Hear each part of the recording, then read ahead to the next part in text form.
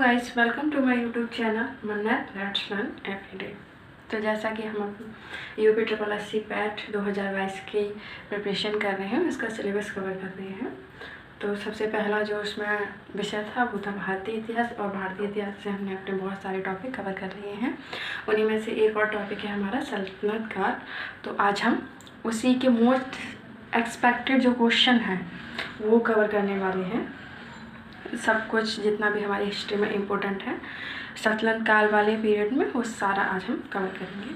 तो बिना किसी देरी किए हम अपने वीडियो को आगे बढ़ाते हैं और जानते हैं कि क्या इम्पोर्टेंट फैक्ट्स और चीज़ें सल्तनत काल में रही हैं जो हमारे एग्ज़ाम पॉइंट ऑफ व्यू से बहुत ज़्यादा इम्पोर्टेंट है। चैप्टर ये थोड़ा लेंदी था सल्तनत काल का, इसीलिए मैंने इसे 2 पार्ट्स में डिवाइडेड किया है। एक वीडियो इसका पहले प्रोवाइड कराऊंगी, फिर एक लेक्चर इसका बाद में। ओके, तो सबसे पहले हम जानते हैं इसमें भारतीय इतिहास सल्तनत का। तो सबसे पहले सुल्तान बनने से पहले इल्तुतमिश बदायूं का इक़्तिदार था। नेक्स्ट इसी में इल्तुतमिश ने आराम शाह को जुद्ध के युद्ध में 1210 में हराया था। नेक्स्ट है कि खलीफा से अधिकार पत्र प्राप्त करने वाला दिल्ली सल्तनत का प्रथम वैधानिक सुल्तान इल्तुतमिश था। इसी में नेक्स्ट दिल्ली को राजधानी बनाने वाला प्रथम सुल्तान भी इल्तुतमिश ही था। इल्तुतमिश ने कुल 26 वर्षों तक शासन किया और इल्तुतमिश का जो वजीर था उसका नाम निजामुद्दीन जुनैदी था। नेक्स्ट इसी में चंगेज़ खां इल्तुतमिश के समय में भारत की सीमा में प्रवेश किया था। इसमें जो अभी ये जो जिसके बारे में बात कर रहे हैं वो इल्तुतमिश है, तो उसी के बारे में सारे इंपॉर्टेंट नोट्स अभी लिखे हैं। तो चंगेज़ खां इल्तुतमिश के समय में हमारी भारत की सीमा में प्रवेश किया था। नेक्स्ट इसी में है कि इल्तुतमिश ने परमाणु की राजधानी मंदसौर पर अधिकार 1227 में किया था। इल्तुतमिश का अंतिम अभियान क्या था? खोखरों के विरुद्ध जो अंतिम अभियान था वो था खोखरों के विरुद्ध उसका अंतिम अभियान था। ओके, इसी में दिल्ली सल्तनत का वास्तविक संस्थापक इल्तुतमिश को माना जाता है। इल्तुतमिश के शासनकाल में न्याय चाहने वाले व्यक्तियों को कैसे लाल वस्त्र धारण करने पड़ते थे और सुल्तान के बाद सर्वोच्च न्याय अधिकारी काजी उल कुजात होता था। पहला तुर्क शासक इल्तुतमिश था, मतलब पहला तुर्क शासक कौन? इल्तुतमिश था, जिसने शुद्ध अरबी के सिक्के चलाए थे। क्वेश्चन आ सकता है शुद्ध अरबी के सिक्के किसने चलाए थे, वो कौन सा पहला तुर्की शासक था? तो इल्तुतमिश था। नेक्स्ट इसी में चांदी का टंका और तांबे का जीतल इल्तुतमिश ने शुरू किया और स्वयं को नासिर अमीर उल मुमनिन घोषित किया था। उसने स्वयं को ही एक उपाधि दी थी, नासिर अमीर उल मुमनिन। क्या? नासिर अमीर उल मुमनिन घोषित किया। चांदी का टका कितने ग्रेन का होता था जब उसने शुरू किया था? तो 175 ग्रेन का। अब इसी में नेक्स्ट है हमारा इल्तुतमिश ने मिनहाज उस सिराज और मालिक ताजुद्दीन विद्वान को संरक्षण दिया था। इंपॉर्टेंट क्वेश्चन है। दिल्ली में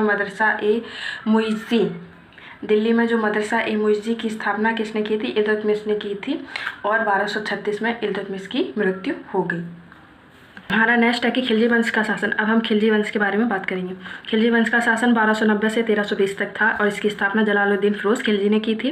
भारत की प्रथम महिला शासक रजिया का कार्यकाल 1236 से 1240 के मध्य रहा था। भारतीयों को उच्च पदों पर नियुक्त करने की परंपरा सबसे पहले कब से शुरू स्टार्ट या आरंभ हुई थी? तो वो खिलजी वंश के शासन से ही जो भारतीय थे उन्हें उच्च पदों पर नियुक्त किया जाने लगा था। परंपरा तभी से शुरू हुई। शाइस्ता खां की उपाधि जलालुद्दीन फिरोज शाह खिलजी ने धारण की और इनका सिंहासन रोहण 13 जून 1290 में हुआ। सुल्तान कितने वर्ष की आयु में ये फिरोज शाह था? जलालुद्दीन फिरोज शाह खिलजी कितने वर्ष की उम्र में आयु में सुल्तान बन गया था? तो 70 वर्ष में सुल्तान बन गया था। इसी से नेक्स्ट क्वेश्चन है कि सिद्दी मौला ईरान देश से भारत आया था। नेक्स्ट है सल्तनत काल में दक्षिण भारत को जीतने वाला शासक अलाउद्दीन खिलजी था। इंपॉर्टेंट है। हत्या 1296 में हुई। कुतुबुद्दीन अलवी, ख्वाजा जमालुद्दीन मुईदी जमी और अमीर खुसरो को संरक्षण जलालुद्दीन फिरोज खिलजी ने दिया था। तुर्क चहलगानी का दमन बलबन ने किया। इसी से नेक्स्ट है श्रीनगर की स्थापना किसने की? अलाउद्दीन खिलजी ने श्रीनगर की स्थापना की थी अलाउद्दीन खिलजी के शासनकाल में। पहला मंगोल आक्रमण 1297 से 98 में हुआ था और सर्वाधिक मंगोलों का आक्रमण भी किसके शासनकाल में हुआ? अलाउद्दीन खिलजी के शासनकाल में ही हुआ था। हजार दिनारी के नाम से मलिक काफूर को जाना जाता है। विंध्याचल पर्वत को पार करने वाला प्रथम तुर्क विजेता अलाउद्दीन खिलजी ही था। अलाउद्दीन का पहला सैन्य अभियान गुजरात के विरुद्ध था। किसके? गुजरात के विरुद्ध अलाउद्दीन खिलजी का पहला सैन्य अभियान था और इसके समकालीन शासक कौन था? चित्तौड़ के राजा रतन सिंह थे। पद्मावत की रचना किसने की? मलिक मोहम्मद जैसी। और राजा चित्तौड़ जो रतन सिंह थे, इनकी पत्नी का नाम क्या था? पद्मावती। अलाउद्दीन का उत्तर भारत में अंतिम अभियान जालौर में था और इसकी दक्षिण विजय का श्रेय मलिक काफूर को जाता था गया। मलिक काफूर का पहला अभियान देवगिरी के विरुद्ध था। मलिक काफूर का पहला अभियान किसका? देवगिरी के विरुद्ध था। अलाउद्दीन ने राय रायान की उपाधि रामचंद्र देव को दी थी। मलिक काफूर का प्रसिद्ध कोहिनूर हीरा प्राप्त रुद्रदेव ने प्रदान किया था। जो मलिक काफूर था उसको जो प्रसिद्ध कोहिनूर हीरा प्राप्त हुआ था वो किससे? रुद्रदेव ने प्रदान किया था। नेक्स्ट है कि खालसा भूमि के अतिरिक्त अलाउद्दीन का साम्राज्य 11 प्रांतों में विभाजित था। दीवाने वजारत का संबंध वित्त विभाग से था। ये सारे इंपॉर्टेंट हैं यहाँ तक। जितना ये ऑल क्वेश्चन सल्तनत काल के जो एक्सपेक्टेड हैं हमारे एग्जाम में आ सकते हैं, सारे वही हैं, तो प्लीज़ मिस ना करें वीडियो को। इसी में नेक्स्ट है कि दीवाने बराजत का संबंध वित्त विभाग का, दीवाने आरिज का संबंध सैन्य विभाग से और शाही सचिवालय का व्यंजक दीवाने ईशा था। इसी में नेक्स्ट है अलाउद्दीन खिलजी के समय में सैन्य विभाग सर्वोच्च अधिकारी आरिज मुमालिक होता था। अलाउद्दीन के समय में दिल्ली का कोतवाल अलाउल मुल्क था। गुप्तचर विभाग बारिद ममालिक दीवानी रियासत बाजार नियंत्रण से संबंधित था। अलाउद्दीन खिलजी के राजस्व नीति की सफलता का श्रेय सर्वकायनी को जाता है। इसी में नेक्स्ट है कि सैनिकों की हुलिया लिखने की प्रथा कहाँ से स्टार्ट हुई? तो अलाउद्दीन खिलजी के शासनकाल से ये शुरू हुई। इसी में नेक्स्ट है कि मंडी से संबंधित अलाउद्दीन ने कुल 8 नियम बनाए थे। अलाउद्दीन ने राजस्व कर प्रणाली को सुधारने के लिए दीवाने मुस्तखराज की स्थापना की थी। किससे? राजस्व कर प्रणाली से संबंधित थी। अलाउद्दीन ने 4 नए कर लगाए थे। कौन से? नहीं, अलाउद्दीन ने 2 नए कर लगाए थे। गड़ी चरी, ये नए कर लगाए थे। कौन से? एक गड़ी एक चरी अलाउद्दीन ने लगाए थे। अलाउद्दीन के समय में ज़कात कर मुस्लिम से लिया जाता था।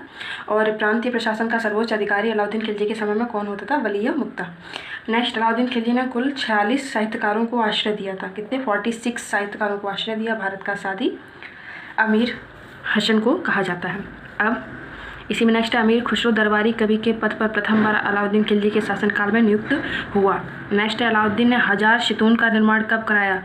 तो 1303 में कराया था और अलाउद्दीन की मृत्यु 1316 में हो गई थी। यहाँ से अलाउद्दीन के खिलजी वंश का बारे में ख़त्म होता है। अब हम तुगलक वंश के बारे में बात करेंगे। तो तुगलक वंश की स्थापना गयासुद्दीन तुगलक ने की थी और इसके शासन में 8 शासकों ने कुल 94 वर्षों तक शासन किया था। गाजी की उपाधि गयासुद्दीन तुगलक ने धारण की थी और गयासुद्दीन ने भू राजस्व संबंधी सुधारों को मुक्ताओं और मुद्दमों और केसों के स्तर पर लागू किया। तो आज का सल्तनत काल का चैप्टर हमारा यहीं तक रहता है। इसी से रिलेटेड हम कल अपना नेक्स्ट लेक्चर लेके आएंगे। सो मिलते हैं हम हमारे नेक्स्ट क्लास में। So thank you so much guys for watching this video. Connect with us.